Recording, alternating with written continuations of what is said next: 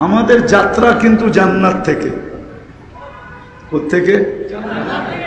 আদম আলাইহিস সালামকে তৈরি করার পরে আল্লাহ সর্বপ্রথম জান্নাতে নিয়ে গেছেন, ঠিক না? তাহলে বোঝা গেল আমাদের যাত্রা কোত্থেকে? জান্নাত থেকে আমাদের যাত্রা। আবার জান্নাতে যাওয়া এটাও আমাদের মনের আশা, ঠিক না? না জান্নাতে যেতে চান না? আমাদের যাত্রাও কিন্তু জান্নাত থেকে। আমি আবার বলতেছি, আদম আলাইহিস সালামকে তৈরি করার পরে প্রথম জান্নাতে নিয়ে গেছেন। উনি দীর্ঘদিন জান্নাতে ছিল আর আমরা ওনার পিঠেই ছিলাম। কেননা প্রত্যেক সন্তান বাবের পিঠে থাকে, মার সিনায় থাকে। এই জন্যই তো বাংলায় প্রবাদ বাক্য, শিশুর পিতা ঘুমিয়ে আছে সব শিশুরই অন্তরে। আমরা আদম আলাইহিস সালামের পিঠে ছিলাম।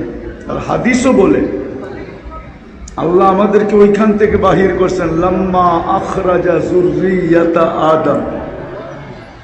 আমাদেরকে যখন আল্লাহ বাহির করা এক জায়গায় একত্রিত করছেন, তা আমাদের সংখ্যা দেখা ফেরেশতাদের চক্ষু কপালে উঠে গেছে। তো ফেরেশতা, আমাদের যাত্রা কিন্তু জান্নাত থেকে। কোত্থেকে? আদম আলাইহিস সালামকে তৈরি করার পরে আল্লাহ সর্বপ্রথম জান্নাতে নিয়ে গেছেন, ঠিক না? তাহলে বোঝা গেল আমাদের যাত্রা কোত্থেকে? জান্নাত থেকে আমাদের যাত্রা। আবার জান্নাতে যাওয়া এটাও আমাদের মনের আশা, ঠিক না? না জান্নাতে যেতে চান না? আমাদের যাত্রাও কিন্তু জান্নাত থেকে। আমি আবার বলতেছি, আদম আলাইহিস সালামকে তৈরি করার পরে প্রথম জান্নাতে নিয়ে গেছেন।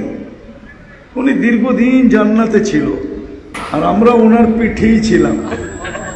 কেননা প্রত্যেক সন্তান বাবের পিঠে থাকে, মার সিনায় থাকে। এই জন্যই তো বাংলায় প্রবাদ বাক্য, শিশুর পিতা ঘুমিয়ে আছে সব শিশুরই অন্তরে। আমরা আদম আলাইহিস সালামের পিঠে ছিলাম। আর হাদিসও বলে আল্লাহ আমাদেরকে ওইখান থেকে বাহির করছেন, লাম্মা আখরাজা যুররিয়াতা আদম।